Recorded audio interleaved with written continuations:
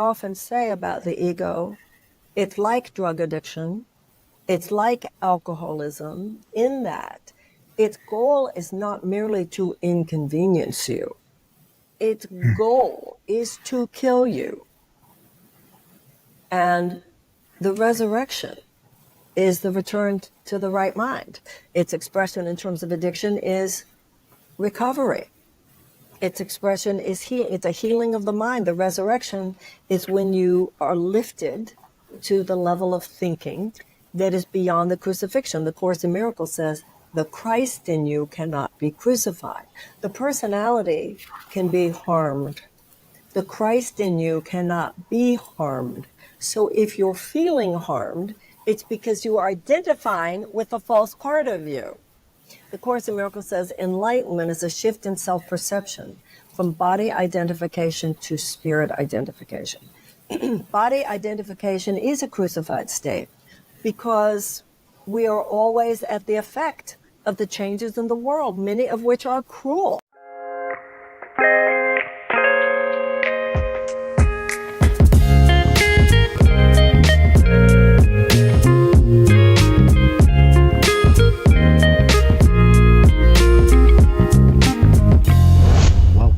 Broaderlands Podcast.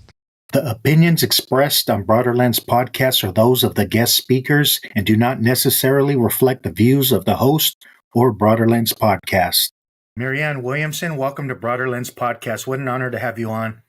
Oh, thank you. Well, I'm honored to be here. Thank you for having me. Before we get started, I just want to say I'm grateful. You've touched my life in so many different ways, and like I told you before we press record, I'm gonna do my best not to cry because, and I want you to know that, like, I know it's been frustrating. It gets hard with what you do. It takes a lot of courage, and I'm truly grateful for that. And just know you touched a lot of people's lives, like myself. So thank you. Thank you. That means a lot to me. Thank you. Thank you so much for saying that. Yeah, thank you, and thank you for your book. Maybe we could talk about what inspired you to write The Mystic Jesus. Well, I've been a student of A Course in Miracles since the 1970s, and I've been for over 4 decades speaking about it, writing about it, and so forth. This is the first book I've written where the publisher came to me with the idea. My former editor at Harper, only former because he's not there any longer, said, we get a lot of questions from booksellers who say, we have questions from people who say they want a book about Jesus, but they don't necessarily want a book about Christianity. And so my former editor said, do you think maybe you'd be interested in that? Now, as a student of A Course in Miracles, you know the Course uses traditional Christian terms, including Jesus, but in very non-traditional ways. The Course is not a religion. There's no dogma. There's no doctrine. In that sense, Jesus is seen not so much as a religious figure, but as a spiritual force, not an exclusive way to God, but rather a universally available portal. But the Course in Miracles says that there are others. So I thought it was a kind of daunting task. I mean, it's good. Hello. But I said, sure, I'd be, I don't know if I was grateful or honored. I don't know what it was, but I knew that I should say yes. And, I hope the book is of value to somebody. Could you share the meaning of the mystic Jesus and how it's different from mainstream Christianity interpretations, if you don't mind? Well, I'm a student of metaphysics, so meta is greater than physics, that which is bigger than the physical world. So in my life, I've always been fascinated by all the religions. I studied comparative religions and philosophies in college. I believe there's one truth with a capital T. It's spoken in many different ways, and many different religions, spiritual philosophies, and so forth. And what A Course in Miracles says is that it is a psychological mind training based on universal spiritual themes. Now, when you look into the esoteric traditions, the metaphysical traditions, there's the external ecclesiastic, organized institutional religions, which usually claim some sense of right to broker somebody's relationship with God. The mystical core of every great religious system, and they all have them. The mystical traditions in Judaism are the Kabbalah. The mystical traditions within Islam are Sufism. and there has always been the mystical, esoteric notions of Christianity. And I read a book many years ago by Elaine Pagels, a Princeton professor, called The Gnostic Gospels, talking about the history and how there have been, from the beginning of what would come to be known as a Christian era, these two main rivers of thought. One, the ecclesiastic institutional religion, in which the church is seen as the broker between someone's relationship with God, versus the esoteric, mystical, Gnostic traditions. And I think of A Course in Miracles as part of that tradition. It's talking about our inner relationship with God, our inner relationship with Christ, our inner relationship with Jesus, and Jesus himself seen as an evolutionary elder brother, as it were, an internal teacher who, through his own actualization on earth, has become one with God's connecting link with us, or the Holy Spirit. Once again, these are traditional Christian terms, but used in psychotherapeutic ways. And the role of Jesus, should someone ask, there's nothing here about it has to be Jesus, nothing like that. But if you feel in your heart attracted in some way, you want to know more about an internal relationship with him, that's the Jesus that the Course in Miracles is talking about. Thank you. And I'm a huge fan of Elaine Pagels. We're in talks right now. I'm going to try to get her on here. And Oh, that would be amazing. Yeah, I love her. And she points out that the Jesus or Yeshua in the Gnostic text is pointing to enlightenment and illusion and teaching, and versus sin and repentance in the Gnostic text. And I appreciate that. I'm not sure if you're aware of how she knew Jerry Garcia. And How? yeah, she knew Jerry Garcia, and she even tells a story how he developed the Grateful Dead. But maybe if you talk to her, ask her about it, because I'm going to bring that up if she comes on here, because I think it's profound. And actually, Wait, there was did he read the Gnostic Gospels? Is that how she got to know him? No, she knew him when she was younger, from what I understand. That's mind-blowing. Because they grew up in, I think, Northern California, right? That is mind-blowing. And the crazy part is, she talks about a Dutch professor stole the Gnostic Gospel from Egypt, and he brings it and he gives it to Carl Jung on his 80th birthday. And Carl Jung loved the Gnostic Gospel of Thomas because he looked at it as an opening of the mind. But eventually they returned it, and Elaine Pagels was one of them that went back to Egypt to return it with a small group of people. So I think that's profound. Oh, I did not know any of that. So thank you for telling me that. That book really was mind-blowing to me. And I think is, to anyone who seeks a greater understanding of all these things, she's the one. Yeah, thank you. Maybe you could share a little bit more about the Gnostic texts and the Gnostic movement. Well, once again, I'm only, if I have any expertise, it would be about the Course in Miracles specifically. And the Course in Miracles is, as I said, has been referred to as a system of spiritual psychotherapy, a self-study program of spiritual psychotherapy. The idea here is that God is love, love is all that is, and that what is all-encompassing can have no opposite. That anything that is not love is a manifestation created by the human mind when the human mind has disconnected from love. But the Course in Miracles says what Buddha says, which is that which is not an expression of our love, not an expression of our unconditional love and compassion, is actually an illusion. Because the Course in Miracles says when you're not thinking with love, you're not actually thinking at all, since only love is real. So this entire three-dimensional reality, while it's real, obviously, within our mortal experience, that it is as a veil in front of a truer truth. And that truer truth is not registered or perceived by our physical senses, but it's known by the heart. So you could be fighting with someone, but you know you love each other. The words you're saying, the actions you're taking might express lovelessness, but your heart knows that the love is what's real between you. And the Course in Miracles refers to fear. The relationship of fear to love is the same as the relationship of darkness to light. Darkness isn't actually a thing, it's the absence of a thing. Darkness is simply what happens when there's no light. And that's why, to get rid of the darkness, you don't hit it with a baseball bat, you turn on the light. So the Course in Miracles says you don't get rid of the fear, and all emotions that are not love stem from fear, anger, bitterness, victimization, all of that is fear. And the Course in Miracles says you don't get rid of that by simply analyzing it or hitting it away. You get rid of it by turning on the love, the forgiveness of self, forgiveness of others, atonement for your mistakes, greater mercy and compassion towards those who made the mistakes, including yourself.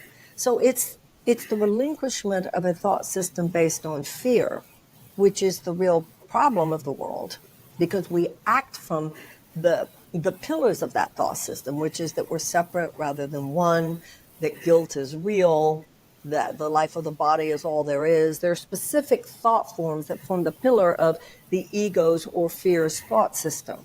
The idea here is that we can dismantle that thought system with God's help and accept instead a thought system based on love. And that's enlightenment. And then, then you hear a term like salvation. Well, it sounds like such a Christian term, although actually in Judaism there is that term, salvation. Well, if you think about it, the only thing to be saved from is our own fear-based thinking. And it's one of the things the Course in Miracles says about itself, which becomes more and more real as you think about these things, is that it's very practical. It's very practical. I'm reading a book right now. It's a very, worldly book, political book, and he's talking about Russia and China and Iran and the United States and nuclear arms race and increased. It's just, what it could lead to is so insane for no other reason than that we fear each other. And, when Russians wake up in the morning or Iranians wake up in the morning or Chinese wake up in the morning or Americans wake up in the morning, just the people. You don't wake up and think, wow, I hate the Iranian people. I hate the Chinese people. That's not where we live. But there are these structures that dominate the world that are at odds with who we are. And they are increasingly dangerous, not only to individuals, but obviously to our collective. Yeah, thank you. Meiser Eckhart was one of my favorites as well. When I had my awakening, I had a lot of mysticism come to me. It was weird. And I was getting so much. You're talking about Meister Eckhart. Yeah, Meiser Eckhart, he said the mystics will understand, theologians will argue. And I'm paraphrasing him, but because I think when you have an awakening, you're more heart-centered, That's why I love when Jesus said, blessed are the pure in heart, for they shall see God. See God where? In all things. And all those labels start to fall, those false personas, and you're looking more through the lens of the heart versus that delusive ego. And at least that's my experience. Oh, absolutely. And two things I want to say to that. Number one, the Course in Miracles defines light as understanding. The enlightened ones are those who understand. And it is an understanding that is not available to the rational mind alone. Although the Course in Miracles says love restores reason and not the other way around. There's a man named James Doty. You might want to have him on your podcast. He's fascinating. He wrote particularly a book called Into the Magic Shop. He's a neurosurgeon over at Stanford. And he talks about how even in the field of neuroscience, they have found that there's a highway between the head and the heart, between the brain and the heart, that they didn't used to realize was there.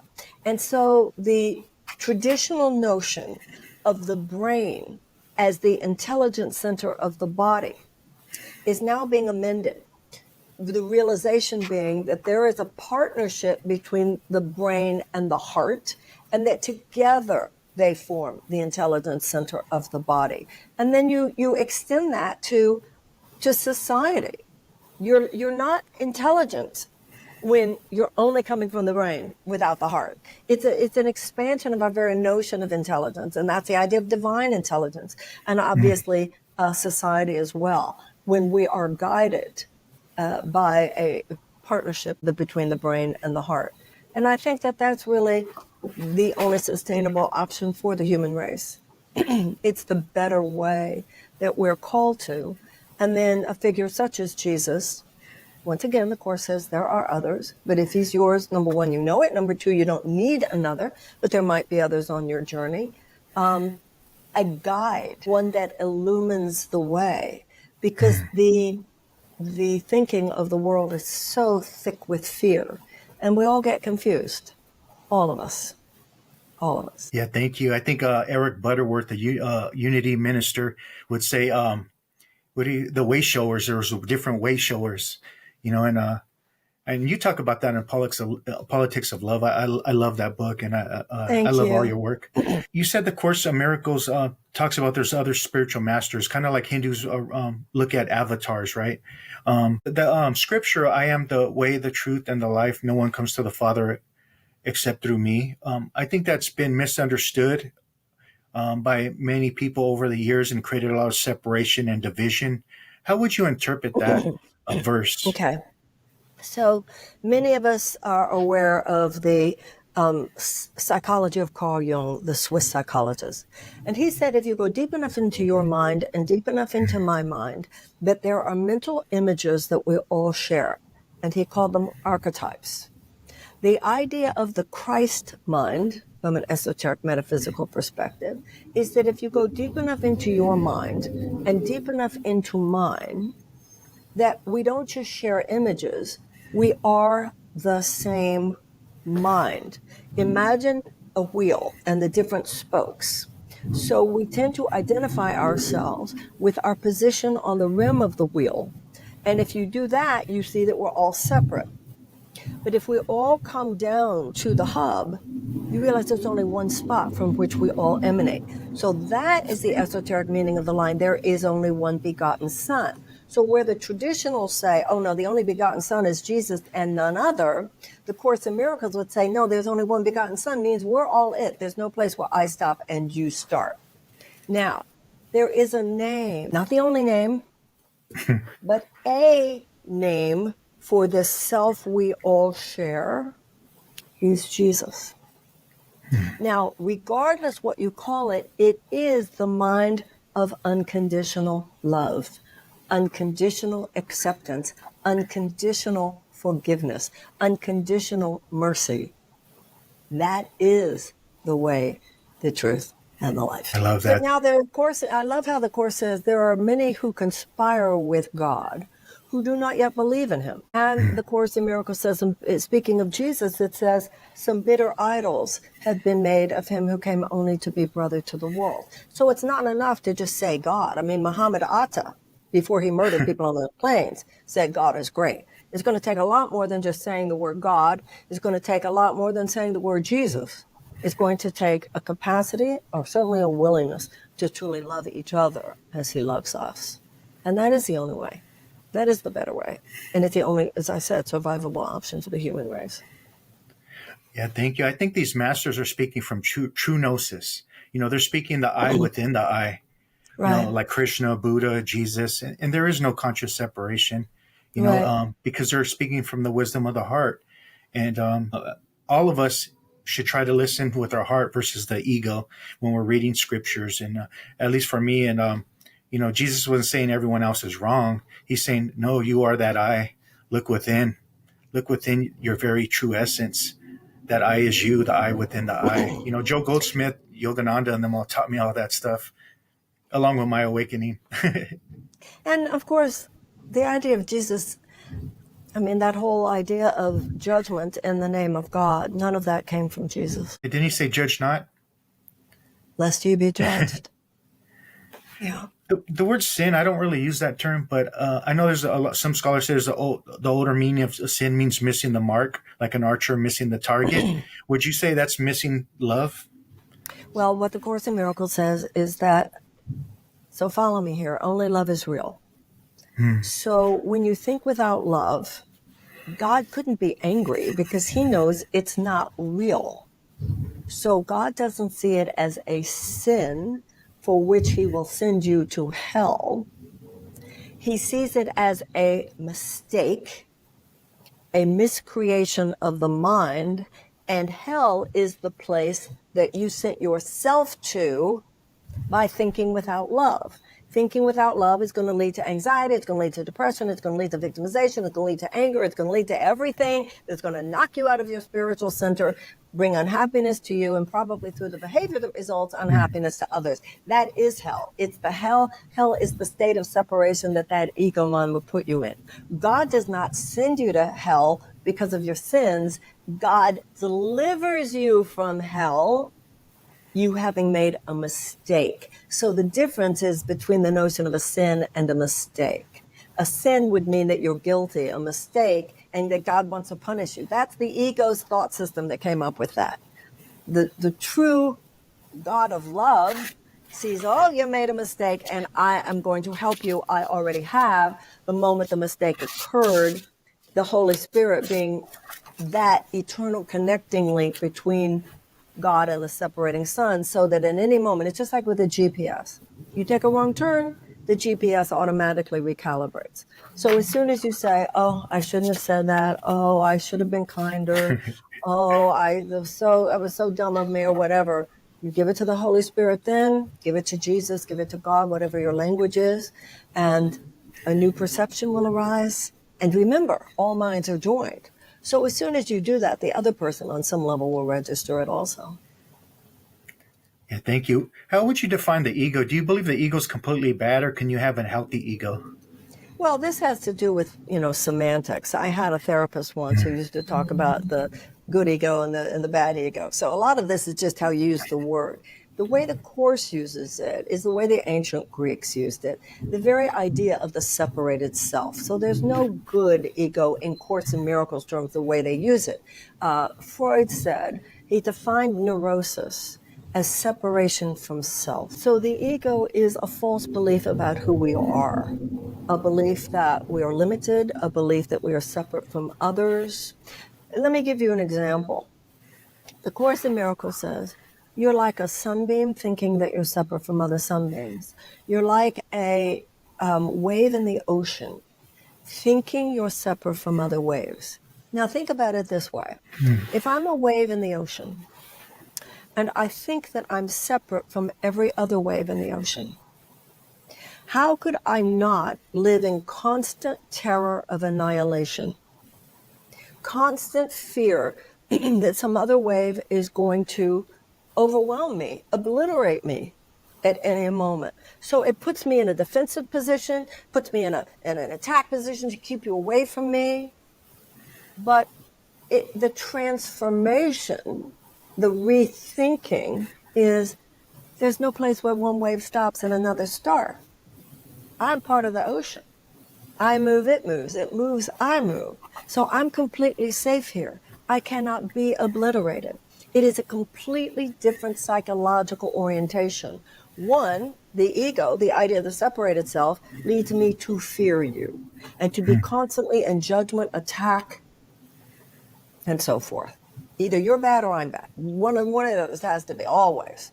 The true self, and the Course in Miracles calls the ego self with a little s. It's what we're taught to identify with. Identify with your body, identify with your resume, identify with your successes and your failures and what other people think of you and all of that. The true self with a capital S realizes that beyond this world, there's only one of us here. I'm cool, you're cool. We are all created perfect in God's image. I make mistakes, you make mistakes. Let's have mercy on each other and we can have a good relationship. I love that ocean analogy. Hinduism uses that as well. And I love the capital S self, like A Course in Miracles uses, or in the Bhagavad Gita, Krishna says, I am the self in all creatures. And it reminds me of Jesus when he says, I am my Father are one. I know Joe Goldsmith interprets it as I am my soul are one, but like in Zen Master Thich Nhat Hanh says, enlightenment for the wave is the realization you are water, not the wave. And I always say the bigger the ego, the bigger the conscious separation. But when I start to apply these principles, I kind of reduce that ego and live more in the heart, and I'm closer to God. The ego is the conscious separation. So it's not just the bigger the ego, the more the separation. The bigger the ego, that is the separation. But the Course in Miracles says that enlightenment begins as an abstract concept, and it makes a journey without distance from the head to the heart. So just knowing that abstractly, I of all people would be clear about this. If just knowing this stuff abstractly was enough, and I'm sure you know this as well. Obviously, you're a scholar about these things, but I know that it takes more than that. It takes our capacity in the moment to forgive who you are not forgiving, to give the benefit of the doubt to the person you're not giving the benefit of the doubt, to treat with greater respect and namaste consciousness the person that you are not now doing that to. And the idea of I and the Father are one The Course in Miracles is what you would call a Trinitarian system. The idea of God, the Course in Miracles says we are ideas in the mind of God. And an idea cannot leave its source. We began to have a thought that we were separate. In that moment, love being the answer to every problem, the moment the problem occurs, God, love, would not force us back to loving thought because love does not force. But that in that moment when we had and have the unloving thought, God placed in our consciousness, and that which is created by God is eternal. It will be there forever. A place in our consciousness, which is the alternative.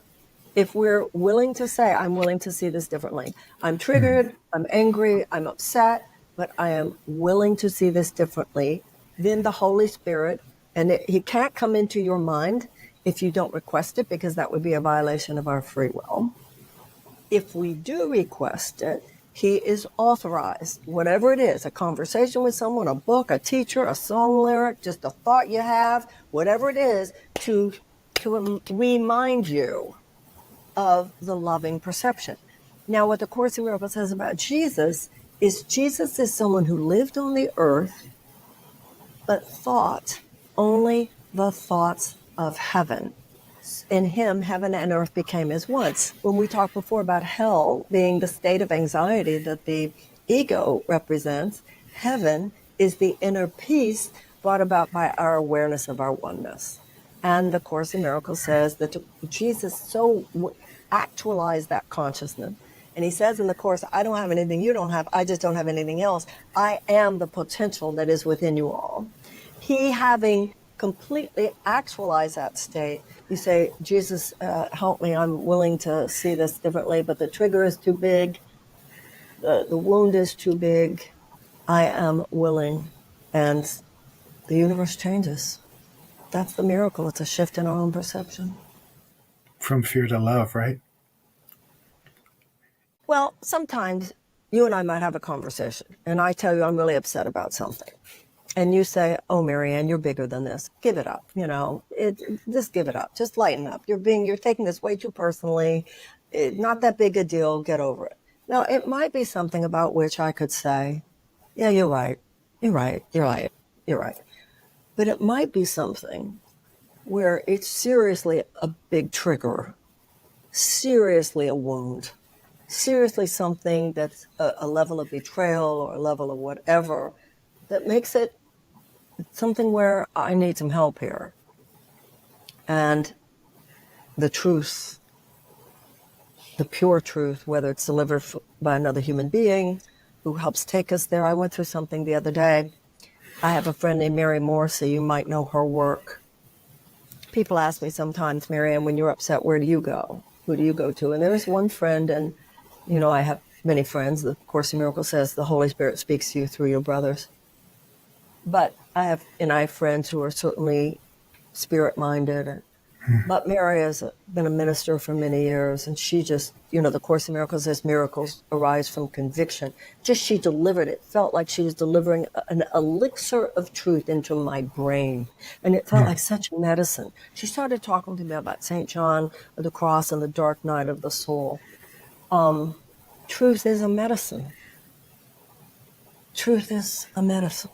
It's a soul medicine. Ye shall know the truth, and the truth shall set you free of your own craziness and pain. Yeah, thank you. You have a beautiful section in your book called Separation, and you talk about remembrance. And you say separation is the illusion of consciousness. Can you expand more on that? If I think you're guilty and I'm innocent, then by definition, I think we're separate. Mm-hmm. If I think I'm guilty and you're innocent, I, by definition, think we're separate. If I think all you are is a body and all I am is a body, then by definition, we're separate. You're over there and I'm over here. And that fosters guilt, which is the ultimate sense of separation, because none of us are perfect. You're going to do things that, you're going to make mistakes. I'm going to make mistakes. And if we're always monitoring each other's mistakes, then that is the ego's thought system. And that's why there's a river of misery behind everything. The Course in Miracles says that the key to happiness is forgiveness. So let's say you say something and you look at me in a way that I feel is condescending, and you speak to me in a way that I feel is patronizing, and you hurt my feelings, okay? If I only register reality according to what my eyes just saw and my ears just heard and my past experiences, then we're off to the races. I might even throw it back at you, whatever. The Course in Miracles says that the training of discipleship, discipline and disciple come from the same root, is that I'm willing to extend my perception beyond what my physical senses just perceived, the look on your face, the tone of your voice, the things you said.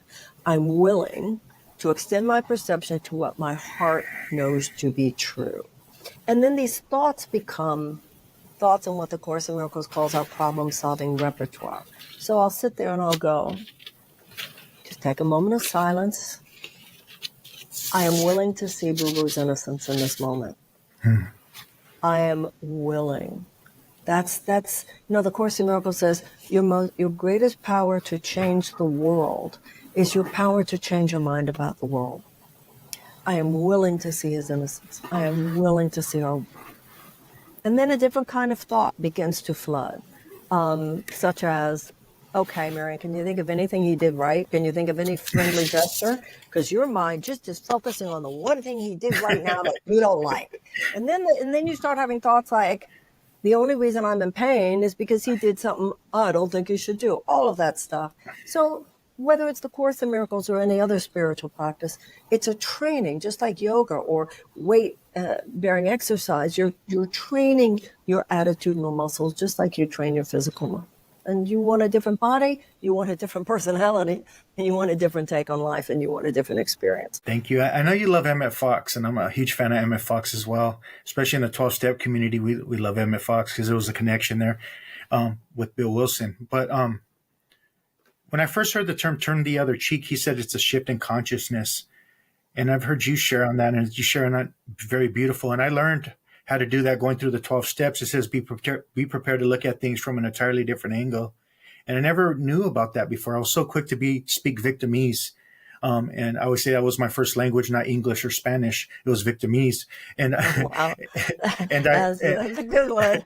It seems like the ego automatically goes to that. But Wayne Dyer said it too. When you change the way you look at things, the things you look at change. And I think that's the greatest teaching I've ever learned in my whole life in spirituality, is we're learning how to change your perception. It's not always easy, but I've learned how to do that.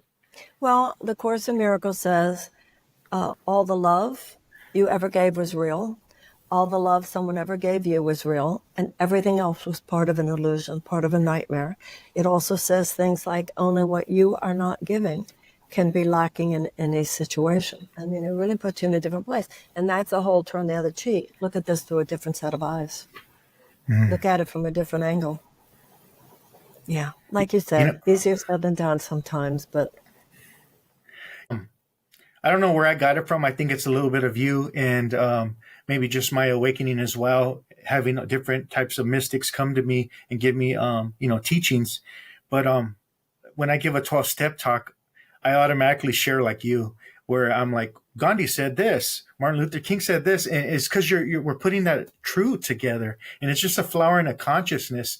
And I was thinking today, I always wanted to talk to Thich Nhat Hanh or Thomas Merton or Martin Luther King, and I am now. I'm talking to them through you.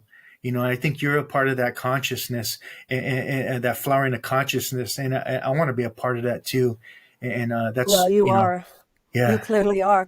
Thich Nhat Hanh just died a few years ago, and I regret, I think his place was in France, and there were a few times when I had the opportunity to go on some pilgrimage to his place, and I feel pretty, I'm regretful now that I didn't take the opportunity to be around him and be with him and learn from him. And yeah, I think one of the things that comes with age is, I think when you're young, there's just so many opportunities.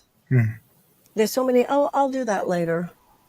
And as you get older, you have more of a sense of maybe not. And catch it. Be present with life. I think one of my character defects has been getting there late, whether it was with a person or with a place. Like by the time I got, I want to be present for this. Too bad, girlfriend, because it's already passed you by. And I think that that's really, and that right there is the ego never wants you to exist fully in the present. It only wants you to be obsessed with the past or the future, because in the present is where holiness is, the whole mind. That's why Jesus is born as a baby. The baby has no past. The baby has no reason to judge. The baby's just filled with love. And so when you look at the esoteric meaning, which is really what this book is about, it's the idea that he is born in your heart anytime your heart is open. It's not just that he was born 2,000 years ago, but he is reborn at any moment that we open the heart and get. Yeah, thank you. Thich Nhat Hanh said, until there's peace between the religions, there can be peace in the world. And I would love to see what you thought about that. But Thich Nhat Hanh, he wrote The Living Buddha, Living Christ as one of his famous books. And I don't think he realized, maybe he did, he was the living Buddha. He was the living Christ. He was such a beautiful person, teacher for me. He seems to be someone who made it all the way there while on this earth. The Course in Miracles says you are not perfect, or you would not have been born, but it is your mission to become perfect here. You were around him? No. I just his teaching spoke to me. Yeah, it spoke to my heart. His teaching spoke to me as well. I was never around him, but I'm totally open to the recognition that he made it all the way while on this earth. Yeah. This idea of the separation of religions. When I was a child, and I talk about this in this as well. My father used to show us an atlas and say, kids, God did not create a line between Spain and France. God did not create a line between Texas and Mexico. This is all man-made. So these borders, which could aid us in terms of separation and healthy boundaries, etc., have instead become, in too many cases, not in all cases, but in way too many cases, Israel and Palestine, Ukraine and Russia, stuff at the southern border. The ego concocts ways to allow these separations to be about mutual destruction. And I think the same thing, obviously, if you look at the history of religion, there's no question about it. The ego loves to use anything, including religion, to foster separation. And clearly the ego's perspective on religion is we're separate, or we're better, and so forth. And it's literally going to be the death of us, literally, if we don't evolve beyond that. All things, whether it's, I'm sorry. No, go ahead. Well, whether it's religion, ethnicity, color, sex, gender, whatever, it can and should be a kaleidoscope of beauty and possibility. But the ego uses these things to silo ourselves. And I think that's only getting worse on the planet right now. Even in the United States, which theoretically, the great idea is that we're the mixed salad and we're we're a pluralistic society, different religions, beliefs, ethnicities, but we are bound by a common set of principles. That's the ideal. But today, and I think this is as true on the left as on the right, the mind of people is separating ourselves. Your age, your color, your religion, it's terrible. On one hand, we say, it's so terrible, we're so divided. But even the way we talk, the way we perceive is built on separation so often. The spirit has no sex, the spirit has no color, the spirit has no separate identity, and the spirit we're one being. When I was in Ohio, you were running for president, and I went back to school for a little bit to get my GED because I don't have education behind my background. But so I went back, and all I heard was build the wall, dehumanizing people, certain people like myself wearing just because I'm wearing a different a spacesuit, and my teachers are talking about this with some of the kids from Ohio, and other minorities couldn't speak up. They didn't speak English except me. But I believe the real minority in today has nothing to do with skin color. It's called authenticity, you know. I remember at the end of when class was over, I bought both of my teachers A Politics of Love, and I prayed on it and meditated it. And I wrote something in the first part of that blank page in the book, and I wrote something from my heart, and I gave it to them. I don't know if they read it or not, but I remember doing that to them, and because I experienced a lot of racism and discrimination for this spacesuit in Ohio. And I'm not saying all bad people are in Ohio. I have a lot of great friends there. Just certain areas, and I started to understand learned behavior, conditioned thinking at a more deeper level, because I would walk into a pizza place and everyone's staring at me, and I realized the ego's like a garment, making it impossible for the ego to see God, because I think the divine is in all of us. We're all a piece of God. And go ahead. First of all, thank you. I'm really honored that you would have given that person The Politics of Love. And I say that not only because I'm grateful that you recognize the politics in that book, but because you recognize the spirituality. So where do you live now? I'm in Arizona. And I will say that I gave my friend from my home group, my friend Justin, your book. I told him to get it. He got it. A lot of my friends got your book. And I seen a transformation through him reading your book, The Mystic Jesus. He was raised Christian, but when he read your book, there was a shift in him. And he was like, I could have my own relationship with Jesus, and no one has to tell me how it's going to look. It changed him completely. Wow. Oh, wow. And we started a 12-step meeting that's different, where you can bring outside sources along with some 12-step readings in the topic each week. So we asked somebody in advance to put a topic together, a page with different outside sources, along with one reading from the 12-step community. Well, guess what my friend Justin picked? Yours when his first time. That means so much to me. Thank you. Thank you. Wow. I have to say, you're quite something. And you're you are quite too. Something, Boo Boo. Thank you. Thank you. Yeah, thank you. And there's a group of young people in Ohio that are rooting for you, and they're all excited that I'm interviewing you. So I want you to know that as well. Oh, thank you. That means so much to me. You were saying before that the real dichotomy is between authenticity and not. We're living at a historic time of phase transition. One world is falling away and another world is struggling to be born. And I think for these young people particularly, so many of them who were not even born in the 20th century, they're not 20th century people. They have a different mindset, far more holistic, far more whole person, really far more spirit infused just on a natural level. And things will go that way. The Course in Miracles says, it is not up to you what you learn. It is merely up to you whether you learn through joy or through pain. So I think it's a kind of difficult moment, Boo Boo. People are really, I think there's a lot of fear and a lot of confusion. But when we allow ourselves to go into these deeper places of spiritual truth, we see that there are deeper dynamics working under the surface, nudging all of us in the direction we need to go. We have to have faith in that, really hold hands with each other while all this is going on. Yeah, thank you. I was thinking of Deepak Chopra. He wrote The Third Jesus some years ago, right? And I remember him being on TV, and he was appearing on the news, and Joe Osteen was on there. And I don't know if you've seen that clip. It's so funny because Joe Osteen's talking about how being gay is a sin, and and you could see Deepak just like biting his lip or something. He's just like, it looked like to me he's like doing his best not to say anything, and he was completely quiet the whole time. I wish he would have said something, but Joe Osteen was on a rant of how being gay is a sin.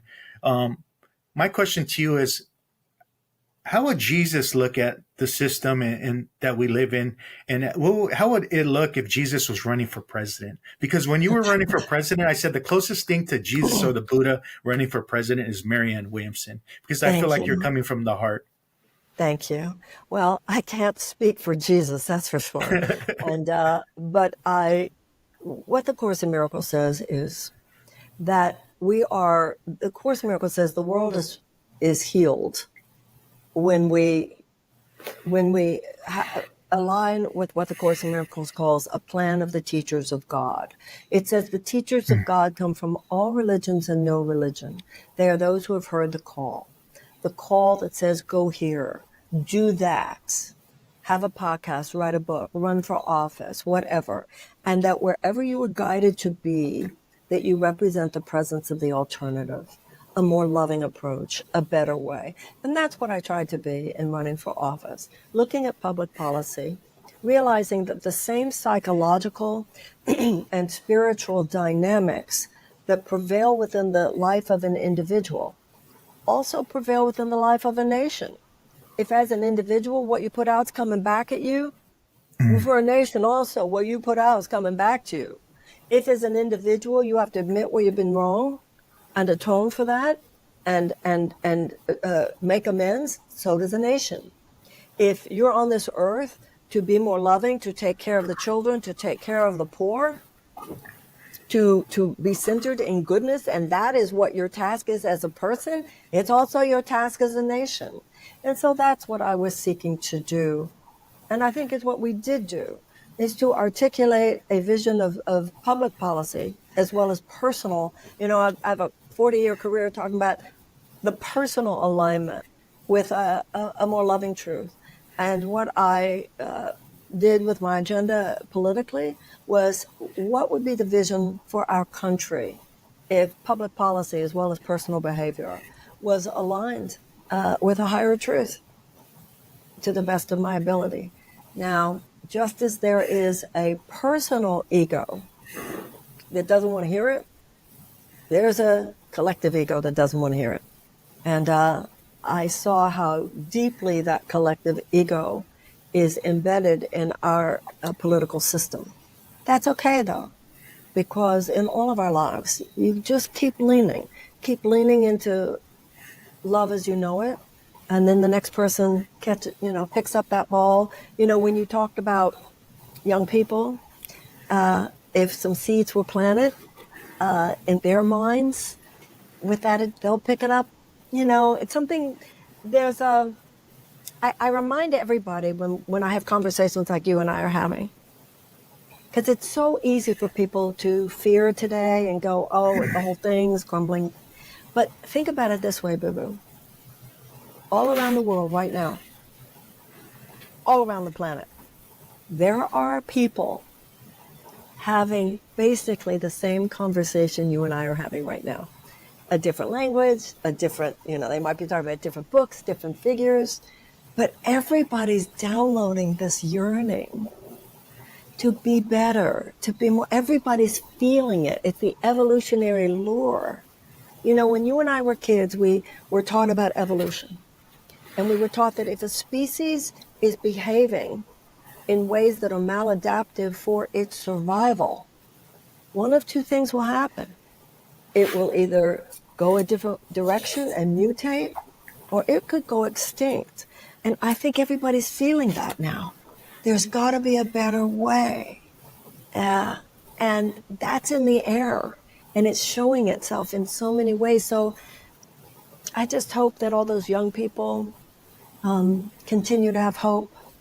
And the ones that are in touch with you, I'm sure are, because you are a bringer of hope, that's for sure. Thank you. Well, you're a hope dealer. And I like the Thank acronym you. of hope is Right help back other at ya. people. The Right acronym back of hope at is, ya. thank you. The acronym of hope is help other people evolve. And you definitely helped me and other people evolve. So thank you for that. Thank you. Thank you You so were, much. you were dead center in the belly of the beast, right there running for president, aligned with all the rest of the people. And I remember there, when you were asked to talk, they really kind of just gave you like a few seconds and let's go to the next person. How controlled and corrupt is our political system? 2020 was nothing compared to 2024. Wow. It's worse than you know. But until the election is over, I don't want to say too much. I hear you. After November, I'll probably have a lot more things to say. It's a difficult moment for everybody in terms of the election. There's a conundrum. I feel it as much as anybody does, but I feel strongly that I do not wish to see Donald Trump be reelected. But after November, I think I might lay down some things that I don't even think would be helpful to talk about right now. But you're right. I was dead center in the belly of the beast, and it is a beast. And it's not what America should be, and it's not what democracy should be, and we're going to have to fix it. But let's get through this election first.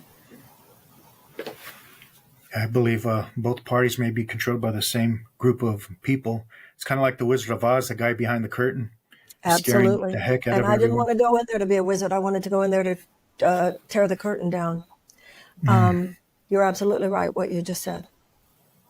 Yeah. You know, in a Politics of Love, and it's been a while since I read it, but paraphrasing, you talk about as spiritual people, we should be talking about things. And this is the reason why we're in this mess, because we can't talk about things. People can't talk about religion, can't talk about politics. Everyone's so ego-sensitive. But if we're actually trying to live on a spiritual basis, we should be able to talk about these things. You know, we become sick if we don't talk about our problems. Yeah, Gandhi said, is not politics a part of Dharma too? Spirituality is not some other category of life. It's the underlying dynamic of every category of life. You know, politics is just our collective behavior. So there is no religious or spiritual tradition that I've ever read about that gives any of us a pass on addressing the suffering of other sentient beings. How can you talk about spirituality and think poor, starving children don't matter? How can you talk about spirituality and think about, that the ubiquitous power of horrifying weapons doesn't matter? So I have said for a long time in my work that people who are into higher consciousness and spirituality are the last people who should be sitting out the great political, economic, social questions of the day. Because if you understand what transforms one human heart, then you are the one most qualified to weigh in. You are the one with the clues what would transform the world. Because what will transform one heart is that which will transform the world. Because all the world is a collection of people. And, I remember many years ago, I went somewhere and it was a dinner party. I don't know what it was. Somebody said, well, we're not going to talk about religion or politics. And I said, well, that still leaves me out at dinner. I mean, you get to the point. Martin Luther King said your life begins to end when you stop talking about things that matter. And they matter. M.F. Fox talked about the meaning of Christ and the meaning of the Buddha. Oriental word for Buddha, he said, shares similar meaning. I think if people truly understand that, maybe they wouldn't be so separate with their belief systems. Because it's all one universal truth, love. There's one truth spoken in many ways. Many years ago, I did a weekend workshop with Robert Thurman, who's really a foremost American expert on Tibetan Buddhism. It was called The Living Buddha, Living Christ. And when we started, I think Robert had this idea that we were going to be really different. And almost everything he said, I said, yeah, that's true. And blah, blah, blah. And I think he was like, really? Yeah. The Buddha mind, the Christ mind, the mind of unconditional love. And also both A Course in Miracles say and Buddha say that the purpose of our lives is to be happy. And I didn't used to get that. I get that now. Because it's the key to happiness. And without that, you can be a lot. They have a line in the Course in Miracles where it says, do you prefer to be right or to be happy? Because if you want to judge and blame and go into victimese, as you said, you could probably get a lot of people to say, you're right. You can do that, but you can't be happy. That's famous in the 12-step community. Would you rather be right or would you rather be happy? And that comes from A Course in Miracles. Yeah, there's so many people. Yeah. You said our deepest fear is not that we're inadequate. Our deepest fear is that we are powerful beyond measure. It is the light, not the darkness, that we're most afraid of. Paraphrasing you. No, I think those are the words. Why it seems like the ego can't comprehend that we're divine. So this is the thing. Because that book, A Return to Love, is I always call it the Cliff Notes of A Course in Miracles. It's my reflection on the Course. So that paragraph that you just referred to, which has become very well known, I can't take personal credit for the ideas. I'm just basically talking about what the Course says, right? But the idea there is, if the ego is the belief that I'm separate, it's simply the fear-based belief that is the absence of love. In a moment of love or light, what does that do to the ego? It kills the ego. So the ego says, no, don't go there. If you love, you'll totally be taken advantage of, and you'll totally be weak, and everything will be awful. No, and that's because it will be awful for it. And then, and that's why so often the ego is that which convinces us to do the wrong thing. You tell him, you text him right now, you call him right now, and you tell him that he absolutely will not be allowed to treat you that way. You won't stand for it. You go on, pick up the phone right now. And then later, you realize, I probably shouldn't have spoken to him that way. Then the ego is the mind that says, man, you really effed up. And you go, wait a minute, you told me to say that. So it's that which guides our thinking to do the self-sabotaging thing, and then punishes us savagely for having done it. That's why the Course in Miracles says the ego dictates in love. Its dictate is seek, but do not find. You're always seeking, but you're never finding it because you're blowing it. It's not that the opportunities don't come, it's that you block them. The Course in Miracles says every moment we're making a decision. We're making it consciously or unconsciously.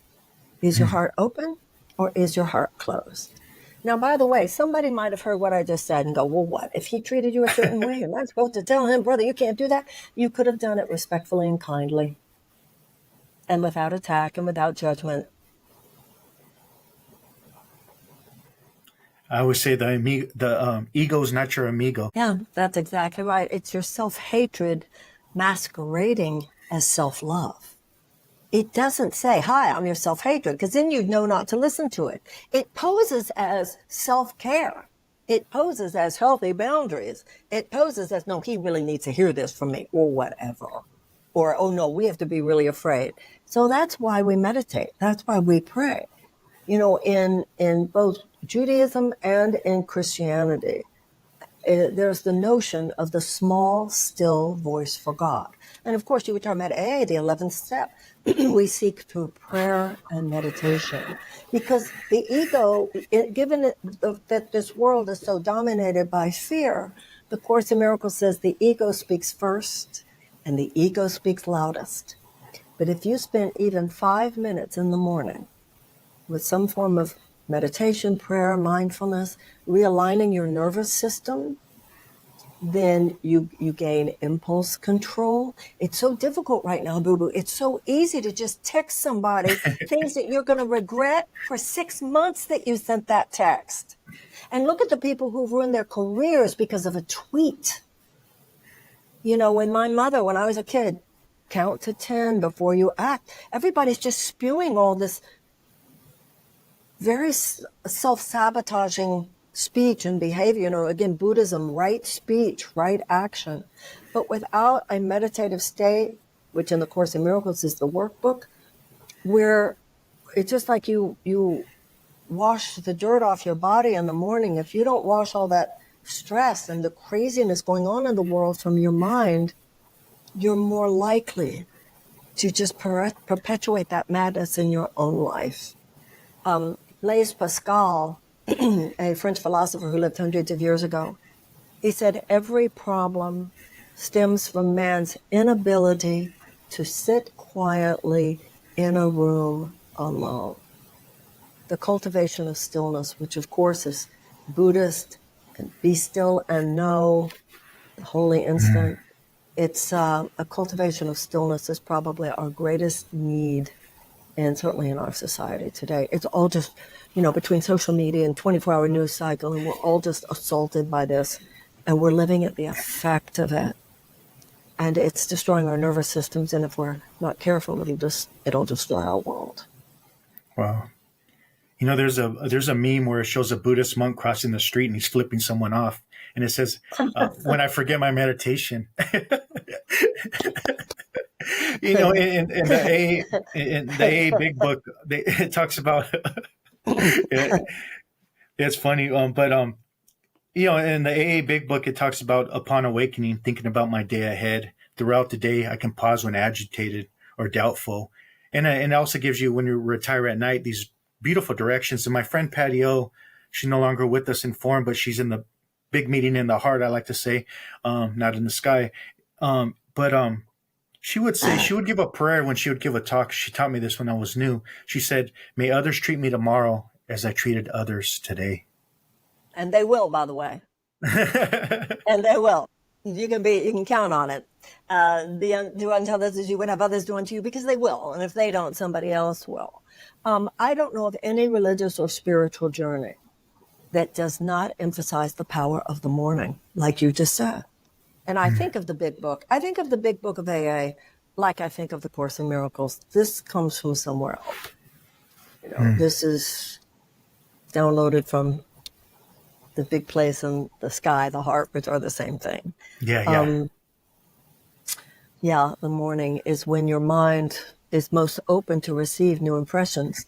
And if you go immediately to Twitter and the craziness of social media, it'll suck your soul out of you. If you prepare yourself first, then you go to the world and you bring your peace with you, which is your purpose on this planet. The big book also says the alcoholic is like a tornado roaring their way through the lives of others. Hearts are broken and sweet relationships are dead. And when I came into the 12-step community, that was me. That was my reality. What does Wayne Dyer say? A hostile person lives in a hostile world. A loving person lives in a loving world, same world. And that's not me anymore because of these principles and the universal truth that, and I'm so grateful I became so open-minded with all this similarities and not looking at one little bubble of truth. And it's opened my heart so much more wider, and that's why I call it broader lens, because I learn from everybody, and there's some stuff I don't agree with and others, and I take what I like and leave the rest. I don't have to debate with people or, it's just, I think that's the beautiful thing about spirituality. How would you define the spiritual journey or the spirituality versus religion? Because I love the word religion, the root, like you share, it means to bind back, just like yoga means union and recovery means to get back when we apply these principles. You're ahead of me, by the way, and you're feeling no need to debate the issue. That's one of my character weaknesses I haven't completely evolved beyond. But I believe you when you say you are beyond that. Religion, the way we think of it, there's dogma, there's doctrine, institutional stuff. The path of the heart has to do with your inner life. And the materiality is not in the institution, it's that you are kinder. The material expression is not in the external institution, it's that you are more tender and more forgiving and more loving.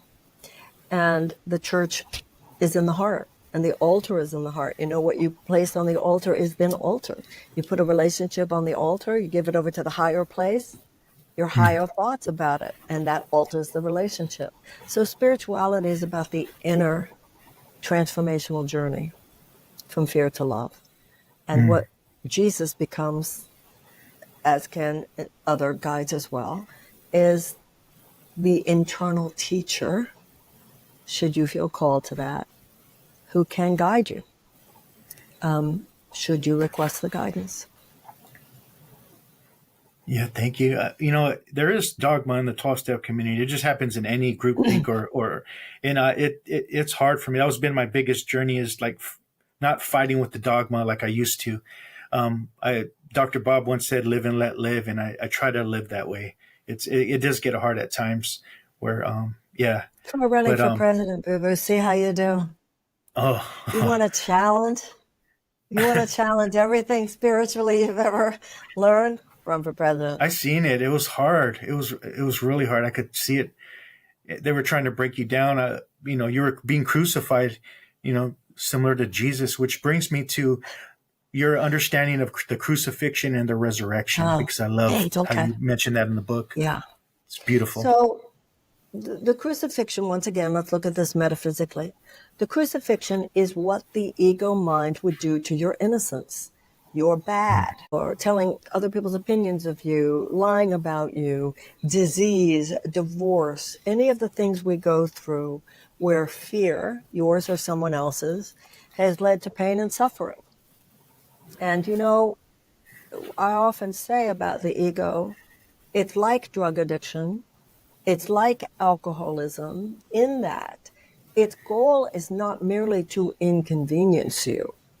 Its goal is to kill you. And the resurrection is the return to the right mind. Its expression in terms of addiction is recovery. Its expression is it's a healing of the mind. The resurrection is when you are lifted to the level of thinking that is beyond the crucifixion. The Course in Miracles says, the Christ in you cannot be crucified. The personality can be harmed. The Christ in you cannot be harmed. So if you're feeling harmed, it's because you are identifying with a false part of you. The Course in Miracles says enlightenment is a shift in self-perception from body identification to spirit identification. Body identification is a crucified state because we are always at the effect of the changes in the world, many of which are cruel. That's why in the Bible when Jesus says you can build your house on rock or you can build your house on sand. If you build your house on sand, the winds come, the rains come, your house is blown down. Your house built on sand means I am my body, my resume, this worldly self. Well, the winds are going to come. They're not going to always be nice to you. Sometimes you'll be in the money, sometimes you won't. Sometimes you'll be successful, sometimes you won't. And the winds will blow you every which way and your house will fall down. But if you build your house on rock, which is the spiritual truth that all of us are created perfect in the mind of God, what God creates cannot be altered or uncreated, that in that you and I are one, that love is all that's real. Your house is built on sand, on rock. They come at you, your house remains firm. And that is the resurrection. Like I said, you want to try that? You want to test that? By all means, run for president. But that's the theory. I know that's the theory. I'm trying my best. I appreciate you. Thomas Paine said, a cruel God makes a cruel person. And growing up as a little kid, going to a Catholic church, I would see Jesus bleeding and, he's, being tortured. And they would tell me, and I would hear it. When you're a kid, you don't know how to process things properly, and it drew a lot of spiritual confusion in me and maybe a little bit of inner wounds in me, because I felt like, okay, he died because of you, died because of your sins, which created a lot of confusion as a little boy, right? I didn't buy it. I don't buy into that anymore. How do you look at eventual? The idea that God, a loving God, would say, boo-boo, you're bad. Jesus, you suffer really a lot. I'll feel better. That's outrageous. It never made sense to me. The Course in Miracles, Jesus says, I didn't die because you were bad. I died to teach a lesson. I died as a radical teaching example for you to see that when the mind remains perfectly in love, because you can't have a more potent expression of the ego's crucifixion than the torture and the murder of an innocent man who had hurt no one and helped so many. And yet his position of ultimate love and total forgiveness literally defeated death itself. Now that 3 days between crucifixion and resurrection is a symbol of the time it takes for your worldly circumstances to catch up. And one of the most powerful images in the New Testament is when the women go to retrieve the body and they're told, he's not here, he's risen. And what that means metaphysically and esoterically is you won't even be the same self. The you that could even be hurt by that stuff doesn't even exist anymore. You're a new person. The person that, that's what my friend Mary was telling me about the dark night of the soul. That when you're going through the dark night of the soul, you have to imagine who would I be if I could handle this? Who would I be if I would be cool with this? And wow, I want to be that person. I want to be, and in AA, they have that saying, every problem comes bearing its own solution. And its own solution is who you choose to be in the space of what has happened. And that's resurrection, return to sanity. That's why I love the end of St. Francis' prayer. It is only by dying that one awakens to eternal life. The ego self dies and you realize that there is no death. I mean, that's really the whole idea of the transfer of death. And when he says, you shall not know death, Carl Jung said the failure to deal with the topic of death robs the second half of life of its meaning. And I am at an age now where if I didn't have a larger concept of what death is, this would be, getting older would be really, really hard. And now I'm where a lot of people are. I'm not afraid of death. I'm afraid of dying as much as the next person, fire, murder, blah, I'm human. But the concept of the Course in Miracles says the physical birth is not the beginning, but a continuation of your life. And physical death is not an end, but a continuation of your life. And so when he says, to be with me, to love me is to not know death, means to identify with the part of you that for whom the physical self is just a suit of clothes. The Course says that's all that happens when you die. You take off a suit of clothes. That's beautiful. One time I was at the Phoenix airport and I'm waiting at the car rental line. It's a huge line. And I happened to be standing in front of two pastors and they started preaching to me. And they were, and then the question comes, do you believe Jesus died for your sins? I go, well, before I answer that, can I ask you a question? They said, sure. I said, well, how could God die? They couldn't answer that. What did they say? Yeah, he says in the Course, prove that I did not die prove I did not die in vain by showing that I did not die in you, that I live in you. Yeah, what is the exact line? Prove that I did not die in vain by proving that I did not die. If I live in you, I do not die. That's great. They didn't know who they were talking to, boo-boo.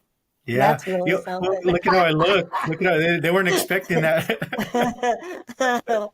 That's really great. Well, sometimes I forget how I look. Yeah, the second chapter of the book is when that man said, have you been saved by Jesus? Yeah. Jesus freaks. I said, well, it depends on exactly what you mean by that. Yeah, I was sharing with Neil Donald Walsh, because in Corinthians, it says something totally different. It says love keeps no record. So why would there be a judging God, right? And I was sharing with Neil Donald Walsh that I love the verse in the Bhagavad Gita.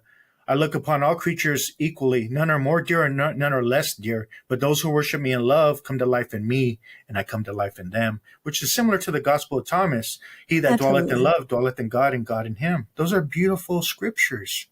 The Course in Miracles, they all are. They all are. The Course in Miracles says all of the children of God are special. I appreciate that. What's your take on the second coming in the book? Well, the Course in Miracles says, when he shall come again, and then it puts in parentheses, when he shall be perceived. The first coming was the creation.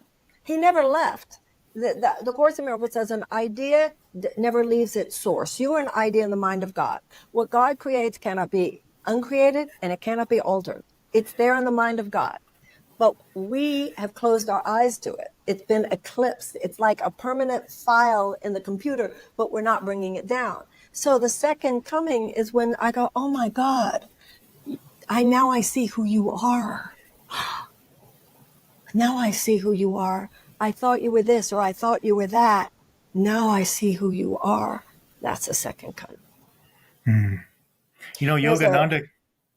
Oh, go ahead. Go on. Well, there's an old rabbinical saying, in the darkest time of night, act as if the morning has already come. So what are you going to say about Yogananda?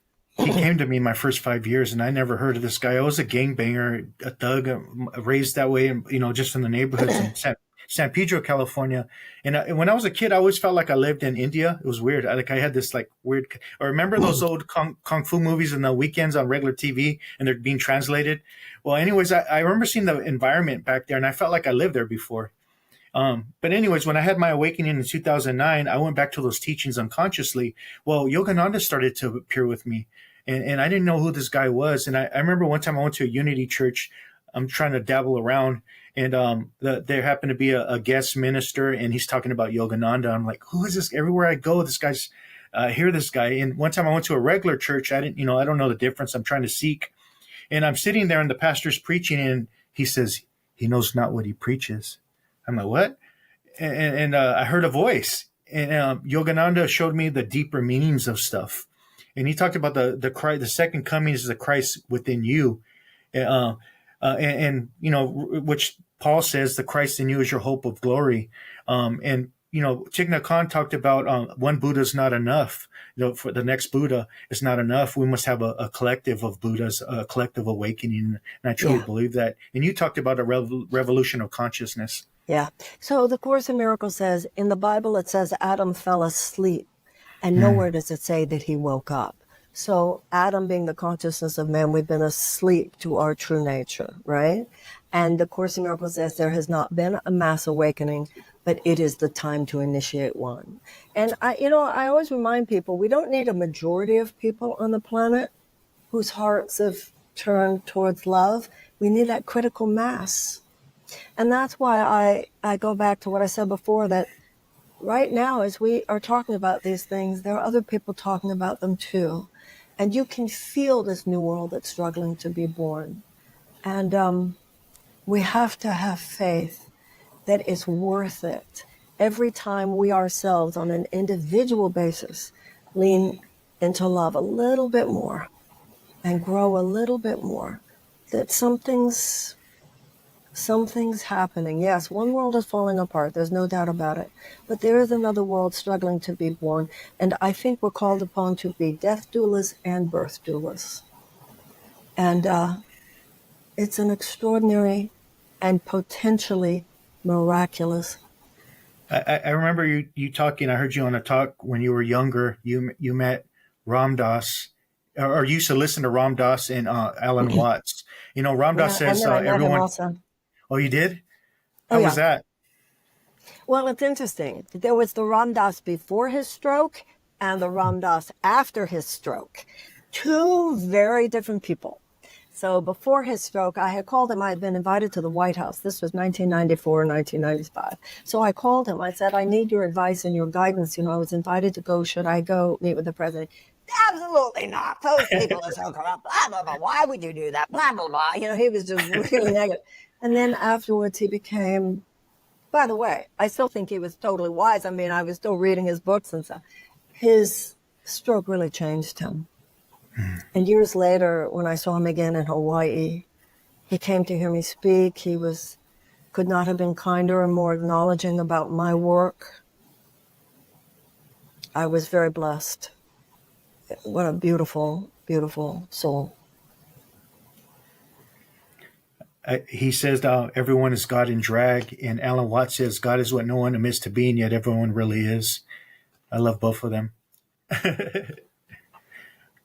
You have a quote that says, a government of the people, by the people, for the people have become a government of the corporation, for the corporation, or by the corporation. Probably saying it wrong, but I would love for you to elaborate on that for us. And what's the solution for us? Well, when the Battle of Gettysburg was fought, that battle was the one that was the decisive demonstration of the fact that, in fact, the Union would win the war. So Abraham Lincoln himself went to the battlefield, and he gave the battlefield address. And that's that magnificent speech, and they gave beyond what any of us will be able to give. He said these men who died there for the Union had given their last full measure of devotion, namely their deaths, that a government of the people, by the people, and for the people will not perish from the earth. He was speaking specifically of the fact that with the triumph and the victory of the Union, slavery would be abolished. Because obviously, if you have the institution of slavery, it's not a government of the people, by the people, and for the people.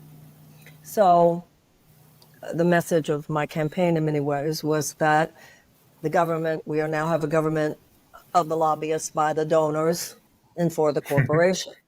That it's no longer an institution such as slavery, which undercuts our democratic ideal. We responded to slavery with abolition. We responded to the institutional suppression of women with the women's suffrage movement. We responded to the Gilded Age and the financial inequities thereof with the establishment of organized labor. We responded to segregation and the Jim Crow laws with the establishment of the civil rights movement. All of those things represented anti-democratic forces. What's happening today is that it's not a particular institution that is oppressing, that is the oppressive anti-democratic force. Today, it's an economic paradigm, which was with us at the beginning, and that's what slavery is. Slavery was the idea that my property is more important than human rights. People were seen as people's property. Property rights more important than democracy. And other generations have pushed back against that. Today, it's an economic paradigm. It's simply the idea that corporate profits, short-term corporate maximization for insurance companies, for big food companies, for pharmaceutical companies, for chemical companies, for big agricultural companies, for gun manufacturers, for big oil and for defense contractors is more important. Their profits have become our new bottom line. And that's why we don't have universal health care. That's why people are rationing their insulin. That's why our streets are not safe. That's why there's so many carcinogens in our food. That's why we're desecrating the earth and climate change. That's why we're fighting wars that were not righteous wars. And so today, this matrix of corporate overlords, it's not one institution, but it is the very idea that our society should be organized on the principle of corporate profits. And because of the Citizens United decision, where there's so much dark money, what's called dark money, unlimited amounts of anonymous corporate funding that can affect our government. We actually have a government that has become a system of legalized bribery. It's an issue. We are not functioning as a government of the people, by the people, and for the people. And in that sense, we're not really functioning as a democracy. You don't get a sense the power is in the people, hands of the people. The power is in the hands of these huge corporations. And you and I referred to that earlier, and I don't believe that as spiritual beings we are to forget that. And also, there are people today, particularly on the left, oddly enough, who look at spiritual types and say, oh, you stay over there in your lane. But that narrative is counter to the truth of American history. Among white Americans, there was the abolitionist movement among whites and among black. Among whites, the abolitionist movement emerged from early evangelical churches in New Hampshire. Many of the women who were the heads of the women's suffrage movement were Quakers, religious Quakers. It was the idea of the inner light within every man, woman, and child that made us equal. Therefore, how could men have more rights than women? Dr. King, let's not forget, Martin Luther King was a Baptist preacher. So the history of social justice in the United States is a history where the alignment of spiritual conviction with political activism brought forth miracles. And I think it's time for that to happen again. Yeah, thank you. Looking at you, boo-boo. Looking at you. No, I'm trying to change the story because when I was a kid, you watch Hollywood, and the only time you see someone wearing this spacesuit is a drug dealer, illiterate, burglar, dope dealer, a convict or a gang member. So trying to change the story on that. Don't you think that's, and it's changing, right? Yeah, it is. I mean, Hispanic culture in this country, I mean, any evolved conscious being realizes we're talking about a huge group of profound contribution in this country.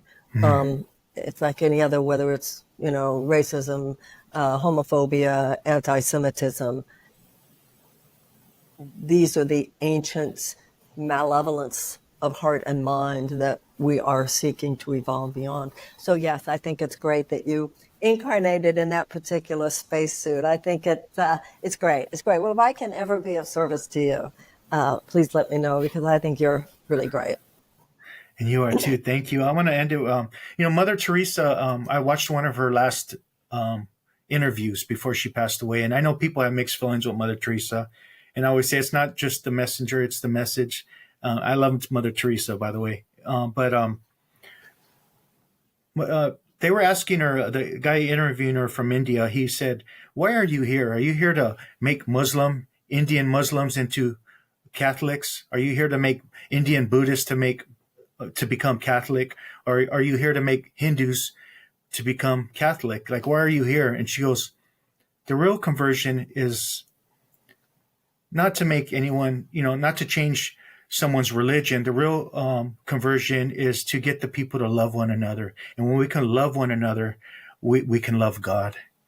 And I really feel that in your work. Ernest Holmes said we should find this God in each other and love this God, forgetting all else. And I truly believe that. And you've been a huge impact for me. So I really appreciate it. Thank you. I did my best without crying. Oh, thank you. That means so much to me. May I say one thing about something that you just said? It's just submitting for your mature consideration.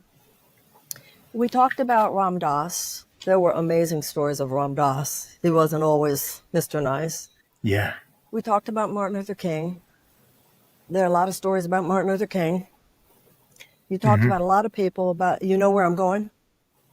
Only the woman, only Mother Teresa. Well, I know she's controversial. I know she's got a lot of feelings about her. They do that to me. God, make sure you know. Wow. And we don't do that to the men. That's crazy. Let's make a change. Yeah, thank you. I mean, I know she was clearly human and had her stuff, but so were all those guys. Yeah, really. Oh, thank you so much for having me. Really lovely. Yeah, thank you. I'm going to end it with Wayne Dyer, a quote. And he said, my beliefs are the truth until you organize it, and then it becomes a lie. I don't think that Jesus was teaching Christianity. Jesus was teaching kindness, love, concern, and peace. What I tell people is, don't be a Christian, be Christ-like. Don't be a Buddhist, be Buddha-like. Wayne Dyer, thank you for coming on. And namaste. Thank you. God bless you, honey. Thank you so much. God bless.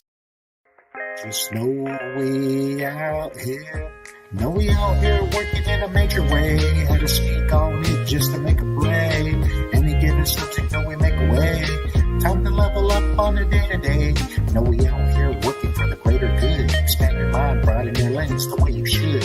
From the stars to the galaxy to speak on spirituality. Higher understanding for the neighborhood.